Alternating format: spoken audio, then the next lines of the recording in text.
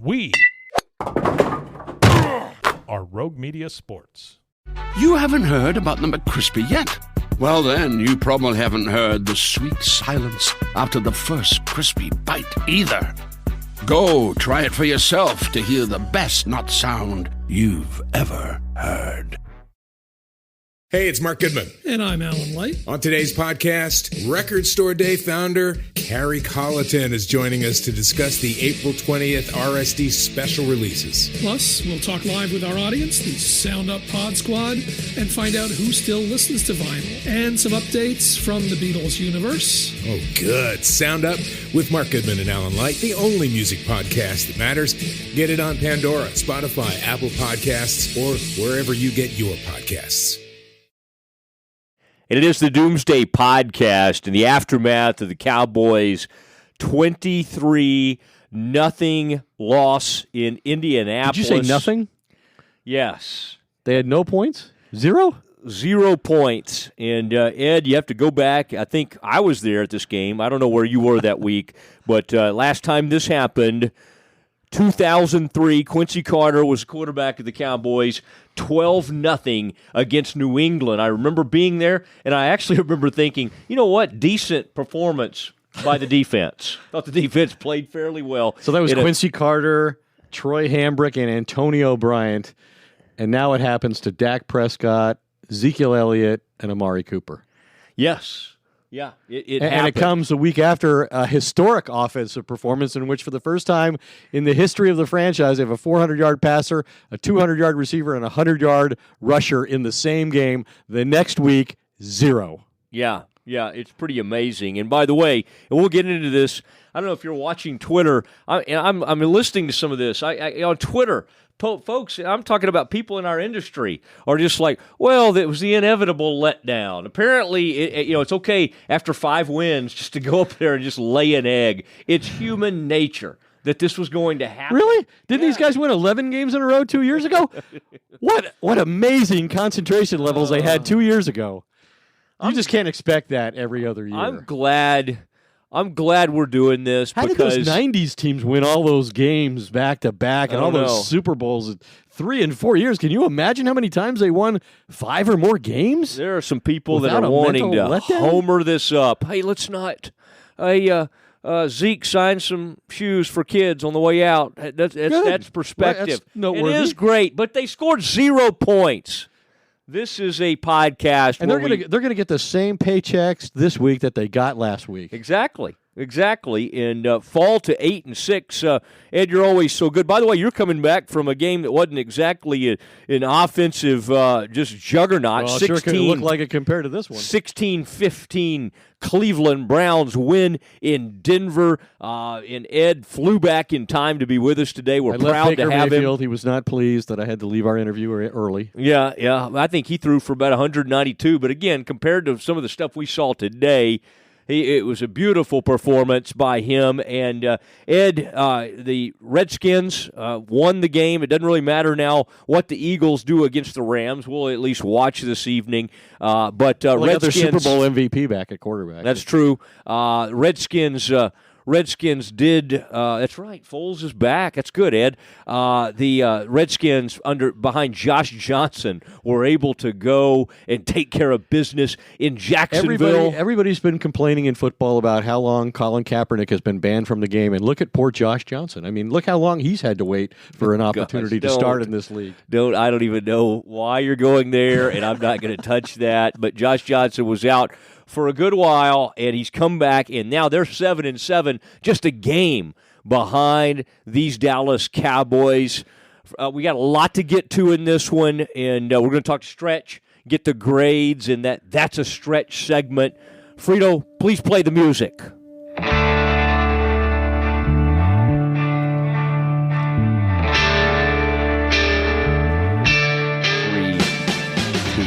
And it is that Doomsday Podcast, and so pleased to be joined by all our friends, Lowe's, Hodges Capital, and Ed, you'll be happy to know Richardson Chrysler getting ready to come on board, and we'll have the grades from former Cowboys scout and coach Glenn Stretch Smith. That's coming up here in just a little bit, but a lot more to talk about this one. Ed, and again, Ed has flown back to be with us. We're so proud to have him. But the Cowboys go on the road after a 5-game winning streak. And Ed, this is a guy you knew pretty well. The defensive coordinator for the Colts is Matt Eberflus. He was sort of the de facto. He called the defense last year, even though he was technically the linebackers coach. This year, the Cowboys have Chris Richard calling the plays, even though he's the secondary coach. Today, the Cowboys go out there, Ed, and get shut out, and it all turned badly pretty early on. First drive, Cowboys get a kick blocked. Colts go down and score. And then, Ed, let's talk about, we won't spend too much time going sort of play-by-play with some of the mess that we saw today, but big play in this game. Cowboys drive it back down there. They have 3rd and 1 on the 3-yard line. And, Ed, our man Linehan, I thought it looked pretty good-looking design, kind of a jet sweep. Fake jet sweep right. one Zeke way to Zeke. Influence the defense to go so to the their defense left. is looking, where's Zeke going to go? And then they throw back to the left, and our man Alawale all alone, kind of his Jackie Smith moment out there. And I don't know. Ed, he barely touched the ball. He barely touched the ball. It wasn't Forget catching it. He barely even touched it. It was okay. If Dak had had a little more time, maybe he would have thrown it a little further up in the air. But still, the ball's there at about waist level. In Alawale, God love him, the man doesn't catch a lot of passes. But I thought Strahan made a good point at halftime. It was kind of like maybe the guy should have his vision checked out. He alligator armed that thing. There was nobody around him. Look, people here, the Cowboys. It's a fact. That in goal-to-goal situations, the Cowboys have the worst offense in football. They are ranked 32nd in the 32-team league when they have a goal-to-go situation, even though they have a running back who leads the league in touches, leads the league in rushing, leads the league in all-purpose yards, and they got a quarterback who's an alleged dual threat. And they are the worst team in football at offensive execution and play calling. In that area of the field, which is where it all really matters. That's where quarterback play, that and third downs is where the performance of the quarterback is most important. And yet, it's hard to hold Dak Prescott responsible for failures such as we saw here, just like it was when Cole Beasley dropped a ball a few weeks ago in the end zone on a walk-in touchdown. And you can't blame Scott Linehan as much as everybody wants to blame the play caller. He created an open play for an easy touchdown, and the players failed to execute on one end or the other. The players are largely responsible for this team's horrific ranking in that part of the football field. It is bad. It's a poor ranking, Ed. And I also, and boy, I'm a little worried, Ed. You have been on Twitter. You're a guy who doesn't care for profanity, and you sometimes will block a person for that. Can you imagine Stretch today, not only on just the overall performance, but when he gives his grades? What I thought of Stretch first thing on that blocked field goal. I mean, that is a bad special teams play early in that game when the Cowboys have a chance to take a 3-0 lead. Yeah, it was the first one that they've had blocked since 2014. When they were in London. I don't know how long it's been on the mainland since they've had one blocked, but it's been longer than that, 4 years. And it set a bad tone for the game because, like, the first half, that's the weird thing about this game to me. It was two young teams. I think the Colts have devoted the most snaps to rookie players of any team in football, and the Cowboys have the 5th youngest roster. And I thought this was just a game that was weird because usually, there's a key mistake or Dak has a horrible game or Zeke gets stuffed in the running game, and it wasn't any of those things. To me, it looked like the Cowboys just got beat up front on both sides. They got gashed in the running game in a way that we haven't seen all year. They just didn't play well. And it's alarming because I thought the Colts looked like a terrific team that could go deep in the playoffs, and the Cowboys had gotten to the point in this 5-game winning streak where they were talking about, hey, people talking about this might be a Super Bowl sleeper of a team right here. Well, this is the second week in a row that the Indianapolis Colts have ended the longest winning streak in football. Last week they beat the Texans, who had won 9 straight, and today they beat the Cowboys, who had won 5 in a row. And I do want to talk, when we get to that point, about Matt Eberflus, because he deserves a lot of credit. And I don't think it's an accident that this happened against a defensive coach with innate knowledge of the Cowboys' offensive personnel and systems, and who was an architect of really a very good young defense that switched from a 3-4 to a 4-3. And had remarkable success against the Cowboys, who had not been shut out in 243 games. It's 15 years since they had been shut out. We had not seen Jason Garrett as a head coach. We had not seen Tony Romo as a starting quarterback the last time the Cowboys got shut out like Matt Eberflus and his defensive group shut them out in this game. Yeah, I mean, the only thing I would add to that, Ed, and I do think they did a remarkable job, and Frito, as we get into some of the meat of this, if you want to Facebook Live some of this, I would understand it, because this is very important stuff I'm about to share. There was a guard named Redmond that had to come into that game because Ciafilo had to go to the hospital with a bad eye. Now Jerry says they got a good report. Also, Ed, first time. I know. You guy could. He'll be walking around with sunglasses like you for the rest of his life. Yes. And Jerry will say, "Oh, there's nothing wrong with his vision." Some lady asked me today at church. She's like, "Do you have a problem with your eyes?" Okay, Zach Martin was out for the first time. Apparently, he never missed a game in high school, college, or in the NFL, and he sat out this one. And I don't think it's fair to blame the whole 23-0 loss on not having Zach Martin. It certainly does show. It illustrates how important he is. Although they functioned. You talked about how weird the game was. I mean, look at the time of possession. You remember when Parcells, it was just like time of possession in that era? It seemed so huge. Did the Cowboys have the ball like 19 minutes or something insane? I mean, they absolutely dominated time of possession in the first half. 19 minutes and 18 seconds and failed to score. It's the most time of possession without scoring in any half since week 1 of last year, when the Packers had the ball for 20 minutes and 14 seconds against Seattle. And Green Bay wound up coming back and winning that game, unlike the Cowboys, who never mounted a serious threat. Now, I think that is a fair point to note that they don't have their offensive line. They built the franchise around all those first-round picks on the offensive line, and the only one they had was Tyron Smith, who had his 4th holding penalty in 2 games. Yeah, he seems compromised right now. I think they had 4 holding penalties among the offensive line today, which wiped out some plays, including a big 4th down play.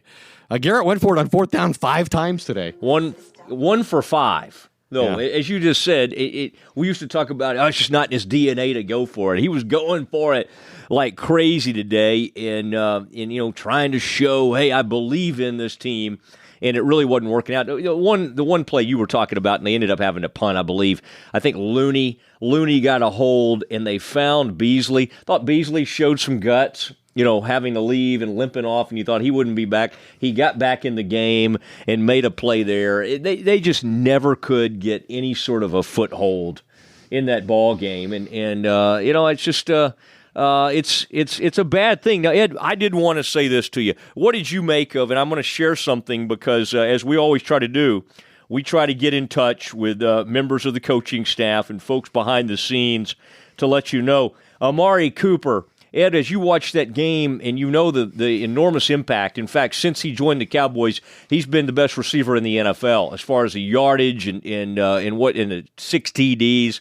What did you make of that? Was that an area where you thought Eberflus did a nice job? Did you notice anything different the Cowboys did to slow Cooper down? Yeah, I thought, and I talked to Matt Eberflus, and just to give people a little bit of background on him, he was before or after the game? After the game. Oh, okay. I talked to him today after he got home from the stadium. He was very careful not to be seen in any of the video that the Colts posted of various members of the organization dancing in the aftermath of this victory, which was probably a wise political move by Matt Eberflus, who I suspect will get head coaching interviews after this season. He went to Indianapolis to be Josh McDaniels' defensive coordinator. He could have been the defensive coordinator here. He was offered that opportunity by the Cowboys. They coveted him enough to do that. They were going to give Rod Marinelli a different set of responsibilities and a different title.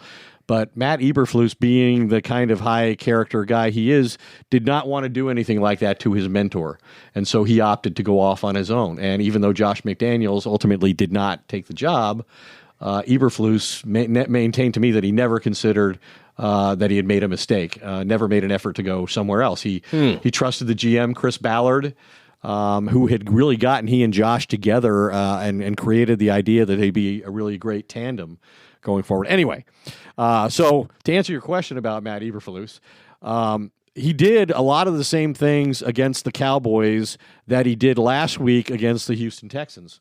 And that was they did double Amari Cooper at times, but for the most part, they emphasized to their defense that the Cowboys were the kind of team that needed explosive plays to create any points. And so give Amari Cooper the curls, don't give him the double move, stay on top of those routes and play the run. The guy that they were really most committed to defensively was Ezekiel Elliott.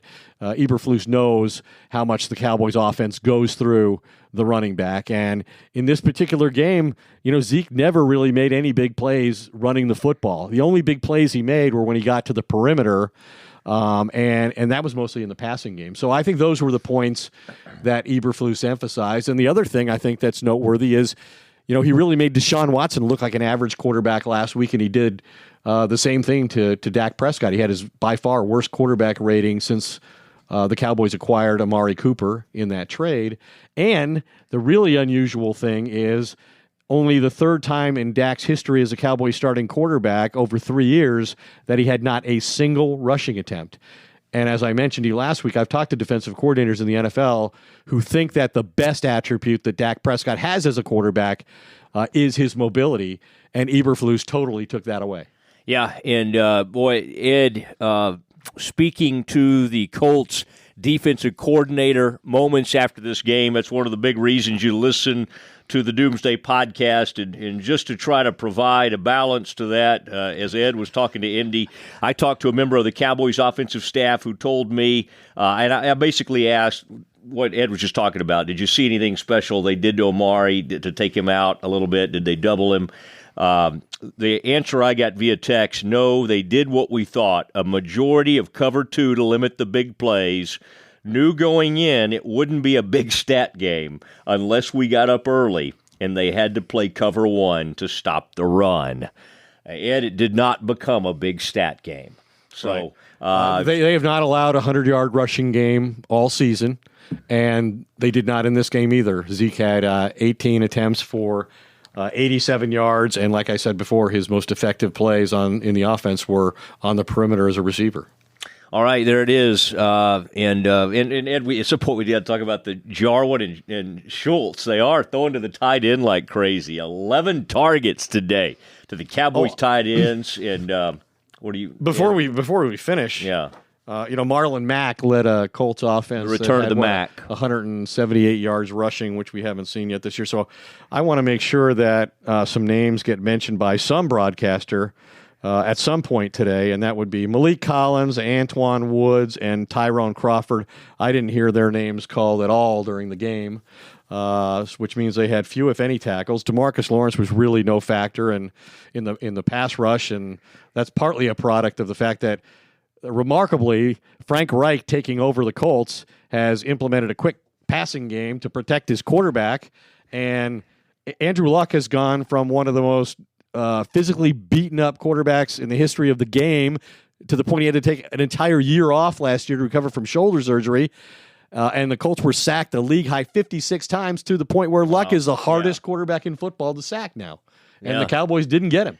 I think it was a very important. We're about to get to the grades. Glenn Stretch Smith will grade both sides and the special teams, of course, which he gets very fired up about. I did want to say this. For over 30 years, Hodges Capital has had one primary focus, focusing on U.S. stocks, Ed. Our 10-person investment team combs the investment landscape, handpicks selected undervalued and underfollowed companies. If you're looking for someone to make your investment assets grow, consider Hodges Capital Management and the Hodges Fund. Let me give you these websites. HodgesCapital.com or HodgesFunds.com. Our buddies Craig and Clark Hodges over there always love to talk about them, love their partnership with Doomsday. It is time now for That's Stretch. It's where Glenn Stretch Smith, former Cowboys coach and scout, joins us to give his take on all the different positions and grade everybody. And Stretch, I know this was difficult for a lot of folks to watch. Let's start with the offense. Let me remind him that the censor has been employed on this particular occasion. Is that right? In anticipation of the potential profanity that may be spewed here momentarily. I don't have any red ass. That's already gone. So well, I'm good to go. We're off to a good start there. All right, Stretch is getting ready for some TV this evening. Let's get right to it. The quarterback's performance. His worst quarterback rating since Week 3 against Seattle. He was 20. Yeah, go ahead.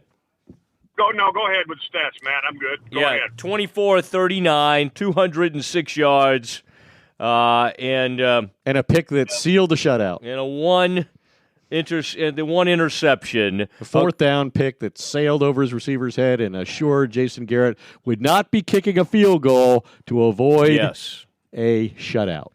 All right, let's hear your take on Dak. Yeah, I continue to see a quarterback. I got really frustrated with him early in the game. They had a 7-man protection on, and it's not there, and he refuses to throw the football away. And I think it's something that is becoming a reoccurring theme with him. He has to be able, if it's not there, just throw it away. It's so frustrating to watch that, and then his stride. And Ed mentioned it. I mean, throwing the interception, he overstrides at times. That causes the ball to sail on him. I don't know what Kellen Moore, I don't know what they work on in the individual time, and I certainly don't want to, I don't go to practice, so I don't want to assume they're doing things. But when you see something over and over and over again, it causes you to say, are they working on this? Is this something that they're going through in practice? And I know both you guys know I have a great relationship with Wade Wilson, and I don't want to let the fact that they let him go enter in on what I'm saying to you guys. But when you have an immensely inexperienced guy coaching a third-year quarterback and it continues to show up over and over and over again, I think they need to make an adjustment. Something needs to be done there. It was just, to me, it was almost as if it was just a preseason game performance. I mean, that's what it looked like. It looked like very little emotion. Again, he missed 2 deep balls, throwing the ball out of bounds. Now, he does some things. I mean, he made a few good checks, and mentally he does do a few good things, but it's the footwork. It's the continued lack of understanding that when it's not there and you're only running a 2-man route, throw the football away. It's okay to live to fight another down. And so, that makes it really hard for me to post a grade here. I mean, it was just like a sleepwalking effort.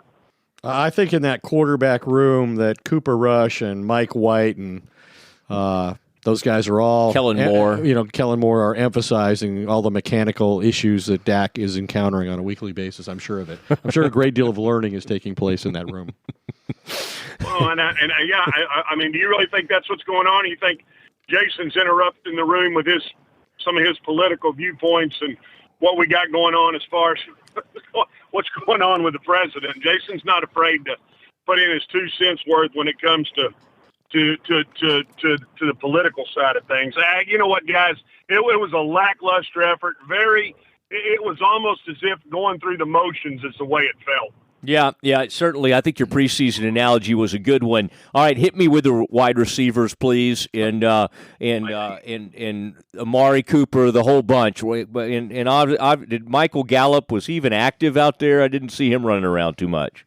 I mean, he did run around, and he almost fell down in the middle of the route. I mean, literally, he wasn't tripped. I almost just fell down. I mean, and then you had. I mean, it looked like Amari. Are you sure you weren't watching I Love Lucy? And Amari is, they tried to get him the ball on the reverse early, and really couldn't get him going per se. I didn't see him really run any double moves. I didn't see anything that really was, really flashed at you. I do like Noah Brown. I think Noah Brown is a physical, receiver who can do some things for you. I liked it in the running game. I mean, they ran that pivot draw. The quarterback gets up and he 360 pivots all the way around. I've never seen that done before. It looked like a James Brown move. One of the things you used to do at those fraternity dances, Mosley. Get up on a good foot one time, spin around, and hand it to the back. But again, not much out of a receiver core. I mean, the receiver core and the receivers played kind of at the same level as the quarterback did. It looked like, instead of a thoroughbred horse race, it was like two jackasses just running stride for stride out there. I mean, That's two that we got to clean up. Excited.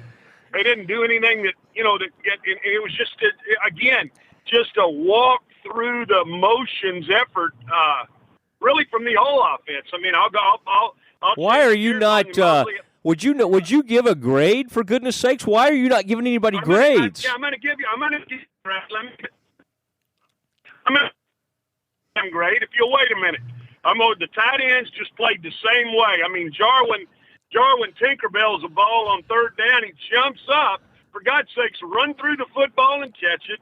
Olawale drops the ball. I mean, I thought Zeke just kind of went through the motions, just like his quarterback, just like his receivers did. The offensive line, I'm giving the entire offense an N, and I'm giving them an N not for needing improvement because they took a damn nap the whole afternoon and never woke up. Well, it is nap town. It is nap town in Indianapolis. That's why he's doing it, and it's very fitting. I mean, it looked like a game. It was played at 11 o'clock, and this team's been playing in the evening and in prime time, and they were ready for some Eggos and some eggs at about 11 o'clock. They weren't ready to play football on their time frame. We better get on to defensive special teams before Stretch has a stroke. Yeah, I think it's a fair point. A nap, he gives an N to the entire offense. Now let's run over to the defensive side. And defense. Yeah, where you start with that up front group with the defensive line. Yeah, I didn't see much out of this group. I mean, where this group had been getting pressure with four guys, they didn't get pressure. I mean, they didn't tackle well, really no pressure. I didn't see guys really flying to the football like I had seen earlier. Again, guys, I think the effort, of what your linebacker and Vander Esch has kind of inserted into this group really, has kind of, it's filtered over to all positions. And today, when you watch how they played, just a very average effort up front with the offensive line. With the defensive line. And I did not see the pressure. I did not see, and because of that, I'm going to barely give them a grade at all. And I'm reaching down to feel the pulse, and it's barely beaten, but it's a damn D- because they didn't do much at all. And that's for the defensive line with Jalen Smith. Well, Sean Lee made his big comeback today. I'm sure that was obvious to all and really seemed to get everybody all inspired. Well, you have come back so sarcastic from wherever you were, Denver. I covered good football. I covered the Browns and the Broncos. Ed, you get you a couple of bad meals up there in the Rockies? That's what's got you going right now? Not at all. I'm on the Baker Mayfield bandwagon, buddy. Well, yeah. Linebackers. I don't even know that it. Other than the one look that they got of Sean Lee kind of coming off the field after one of the timeouts, where he's kind of looking to the sideline like a mule looking at a new gate. I didn't see a lot out of the linebacking group. I did not see a lot out of the secondary. I saw guys just going through the motions. They played the game, but it was like, I just didn't see any. They didn't tackle well. They didn't pressure. They didn't cover exceptionally well. Open field wise, they had made some great tackles, critical stops.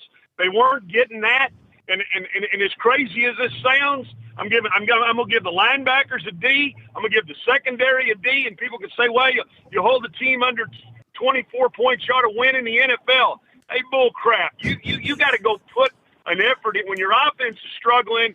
And they're obviously sleepwalking through the day. You'd like to see somebody on the defensive side of the ball step up and kind of be the guy to get something going.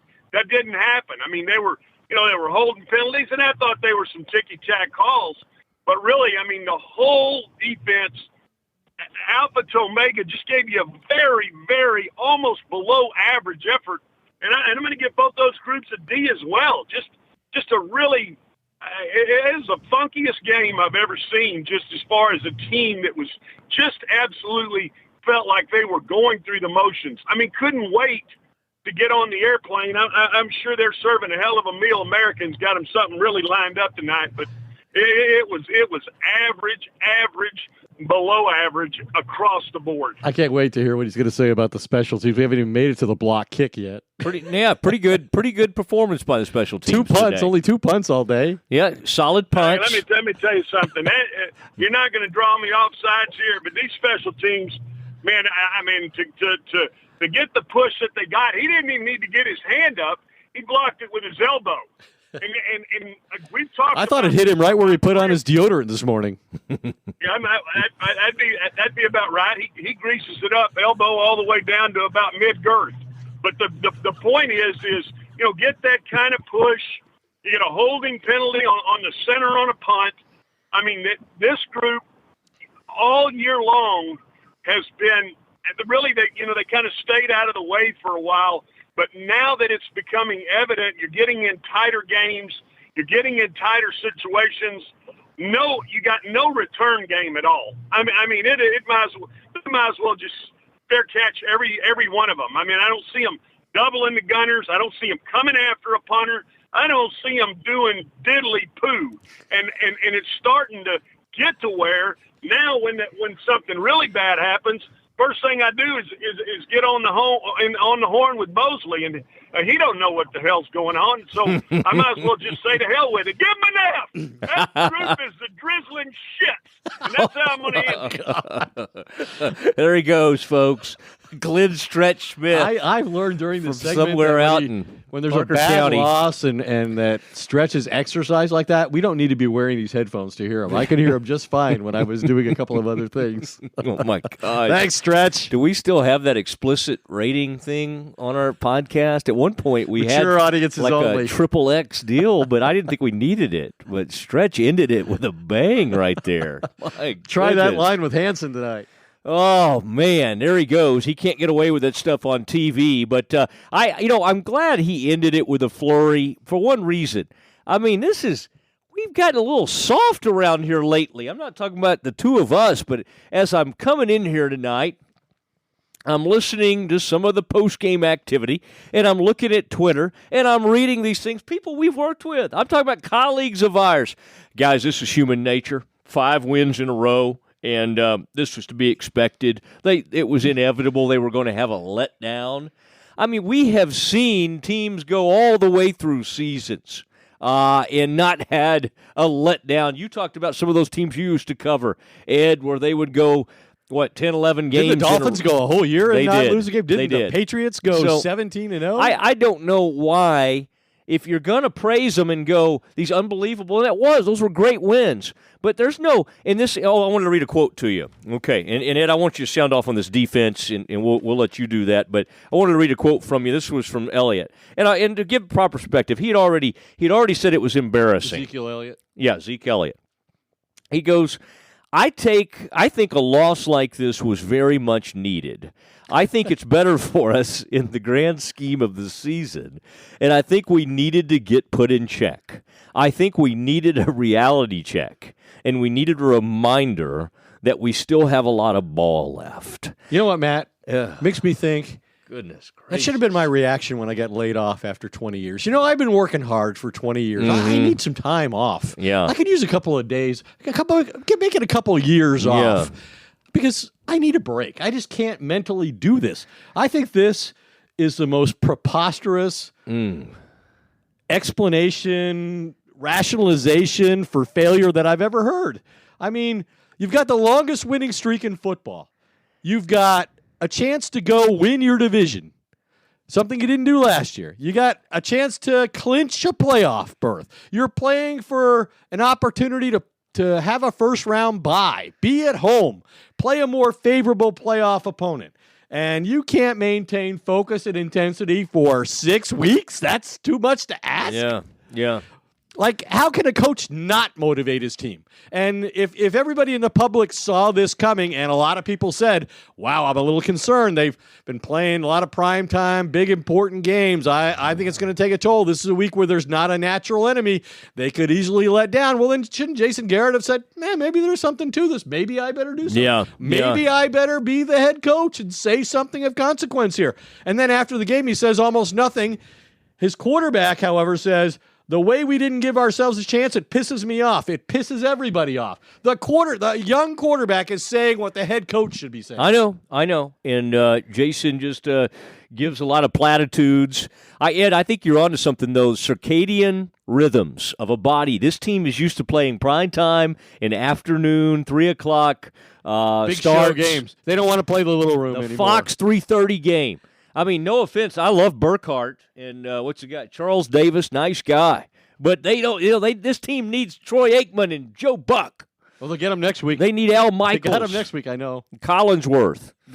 They're playing noon kicks. That's an insult. Noon. They were insulted, and they play late. Here's another quote. This is from Jerry. Jerry, who walked into the interview room and apparently went up to David Moore and said, I didn't want you guys to accuse me of sneaking out the side door, and said, I thought if your name is Jones, this is his quote, I thought if your name is Jones and you're the Cowboys, they handed it to you. We played like that today and lost an edge early and just never got it back. And then he said, I stepped aside and said, I can't wait to hear what our coach says. Yeah. I'm sure he was mesmerized. Yeah, they put Jason get up there with that thin little smile. So Said, here they are. We just didn't compete very well in any phase of the game today. Yeah, and listen, we just needed to give you our overall thoughts on this thing. I mean, you don't want to go play by play and into this, but it was a mess. And the defense, which has been dominant much of the season, is still a good defense, but they got blown off the ball today.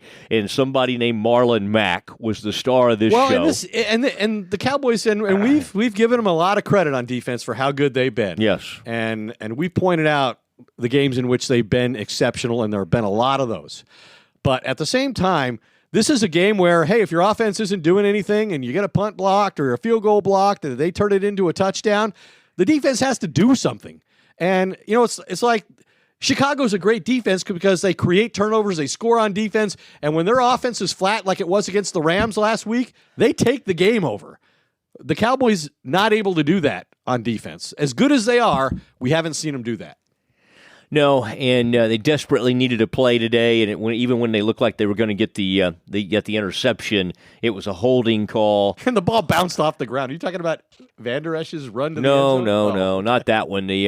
Somebody, was it Woods? Somebody actually made an interception, but they called a hold on the Cowboys, and just a really poor effort all the way around in this game. But again, lots of local media and lots of reactions saying, hey, this was inevitable. There was going to be a letdown. Everything is okay. Well, here's the deal.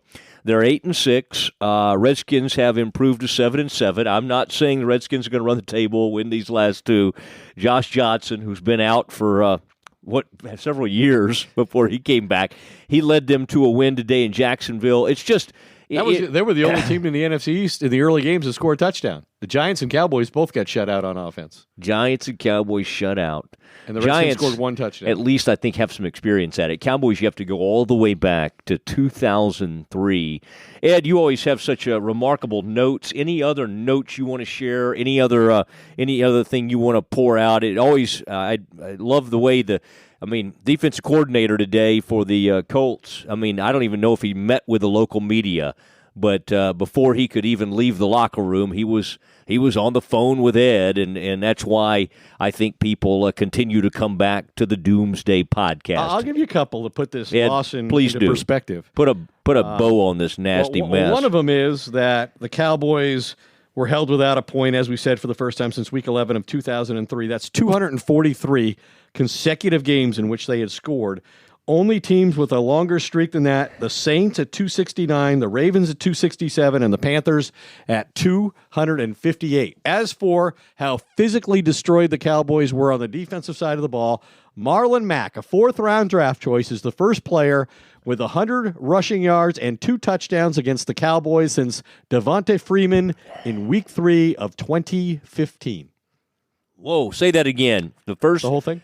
No, just the Devontae Freeman part. The first Marlon Mack is the first player with 100 rushing yards and 2 rushing touchdowns against the Cowboys defense, and Devontae Freeman in Week 3 of 2015. I don't know if I think Freeman's been out ever since that game. He's been out a lot, injured. But Ed, that's good stuff. I think you got to give the Colts credit. I thought they looked like I said before, a very dangerous team. They were the hungry team. They've won 7 out of their last 8 games after a 1-5 start. Andrew Luck looks like one of the great quarterbacks, top 5 quarterback in the league again. In fact, statistically, he's one of the best 2. I believe only Ben Roethlisberger has thrown more passes than he has, and only Patrick Mahomes has more touchdowns than Andrew Luck. So the Colts look like a team that they've got it, clicking on all cylinders, well put together, young, athletic, hungry, intense. And the Cowboys, for whatever reason, failed to realize that in the NFL, you better live in the moment, and you don't assume that whatever you fail to do today, you can do it next Sunday. Who's to say that failing to clinch a playoff berth today will not come back and hurt them later on? Who's to say Zeke Elliott doesn't get injured next week or Dak Prescott doesn't get hurt next week? Anything can happen. You take these opportunities. Keep stacking wins. You take these opportunities when they come. You don't assume they're going to be there next week. The reason the Saints, I'm with you, the reason the Saints were able to, it didn't end their season, it was bad, but they had stacked, 11 wins before they had that big letdown effort against the Cowboys. The Cowboys had stacked 8 wins. It was really nice. They had gone from 3-5, but listen, are there different kinds of losses? A loss is a loss, I get it, but when you go out there and you're lifeless and you do kind of act like you're in a preseason game or something, and you act like you've already accomplished something, that's kind of embarrassing a little bit. To act like you're at 8 wins. Can you imagine? I mean, think about these other teams we've watched, the Chiefs, the Rams, the Saints. I mean, I don't think they get to like 10 or 11 wins and just go, well, we're done. Let's just wrap it up. Do you think the Rams tonight will be mad? Do you think they'll be angry, coming off They've never lost back-to-back games. That performance against Chicago? You think they'll come out with a little firepower against these Eagles tonight? What a poor, sad little effort the Cowboys put out. But fortunately, they play the Tampa Bay Bucks next week. The Bucks are always there to save Joe the day. Buck and Troy Aikman will be on the broadcast, so all should be right in their little world. That's right. They'll feel better, and they'll get the feel like they're playing a broadcasters they marquee want. game against an inferior opponent, and they can break out those caps and T-shirts that they left in the box today. That's right. Those things have been boxed up. Ed, good work. We admired your work on the Westwood One radio network as you were in Denver doing that game last night. You hustled back to be in studio. We appreciate Mark Friedman hustling back from wherever he was gambling today.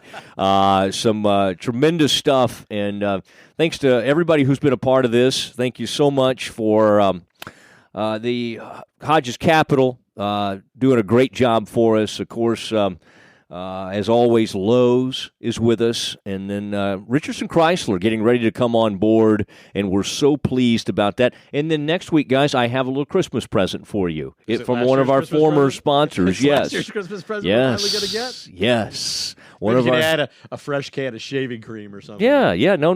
Maybe I like Edge. It's a big old large box of items for you guys. Thanks for everyone who's been a part of this. Cowboys lose 23 to nothing. Did you say nothing? Yeah, 23-0, and but we'll live to fight another day. We will be back next Sunday following the Cowboys against Tampa. Let's see if they score. Good night, everybody.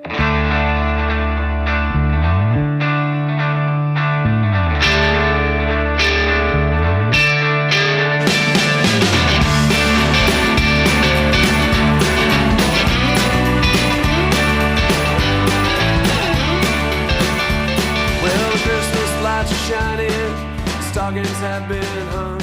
You're praying for your daughter, lighting candles for your son. They're living in the city now. You don't see